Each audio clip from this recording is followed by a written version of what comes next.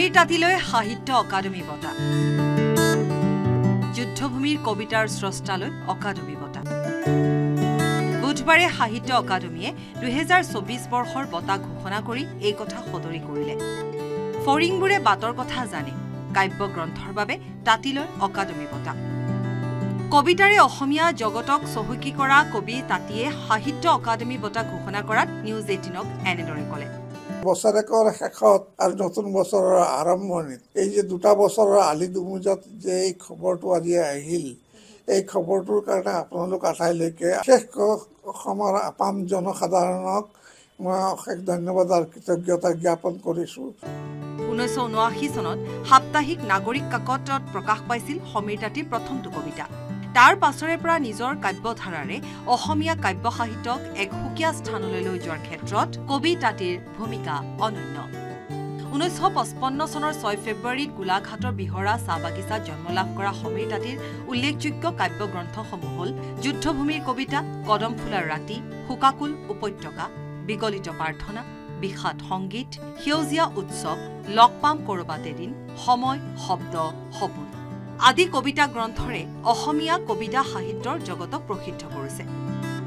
কবিতাটিলৈ 2012 চনত আগবঢ়োৱা হৈছিল অসম উপত্যকা সাহিত্য বঁটা 2012 চনৰ নৱেম্বৰত লাভ কৰিছিল ছগনলাল জৈন সাহিত্য বঁটা বাটৰ কথা হৈছে পথৰুৱা বাটৰ কথা গাঁৱলীয়া বাটৰ কথা কাৰণ গাঁৱৰ পৰাই দুখীয়া ল'ৰা ছোৱালীয়ে সপোন দেখে চহৰলৈ অহাৰ কাৰণে চহৰৰ পৰা মহানগৰৰ পৰা বিশ্ব জগত সভালৈ যোৱাৰ যিটো সপোন যিটো কথা ৰূপকোঁৱৰ জ্যোতিপ্ৰসাদে বহু আগতে কৈ থৈ গৈছে যে হালোৱা সজোৱাৰ ল'ৰাই এদিন গুবাটত থকা পানীত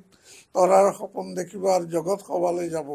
উল্লেখযোগ্য যে সমীৰ তাঁতীয়ে হোমেন বৰগোহাঁইৰ দ্বাৰা সম্পাদিত সাদিনীয়া নাগৰিক কাকতত উপসম্পাদক হিচাপে কৰ্মজীৱনৰ পাতনি মেলে তাৰ পাছত তেওঁ দ্য চেণ্টিনেল কাকতত আৰ্হি কাকত চাওঁতা হিচাপে কাম কৰে ইয়াৰ পাছত তেওঁ তথ্য আৰু জনসংযোগ সঞ্চালকালয়ত অনুবাদক শৰাইঘাট মহাবিদ্যালয়ৰ প্ৰবক্তা খানাপাৰাৰ গণেশ মন্দিৰ বিদ্যালয়ত শিক্ষক হিচাপে কাৰ্যনিৰ্বাহ কৰি শেষত অসম চৰকাৰৰ জ্যেষ্ঠ পৰ্যটন অনুসন্ধান বিষয়াৰূপে অৱসৰ গ্ৰহণ কৰে যে চাহ বাগিচাৰ পৰা মহানগৰলৈ অহাৰ এই 70 বছৰীয়া পথ পৰিক্ৰমা এই পথ পৰিক্ৰমাত লেখক এজনৰ যি জীৱন যন্ত্ৰণা যি সমস্যা সংঘাত যি অভাৱ অনাটন যি সংগ্ৰাম আৰু যি স্বপ্ন আৰু আশা আকাংক্ষা ইয়াৰ মাজেৰে লেখক এজনে কেনেধৰণে জীয়াই থাকিল আৰু কেনেধৰণে জাতিটোৰ কাৰণে তেওঁ কাম কৰি গ'ল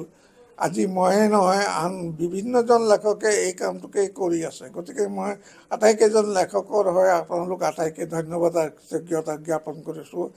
প্ৰীতি প্ৰিয়দৰ্শিনীৰ সৈতে Biju Kumar Deka report news 18 Assam north east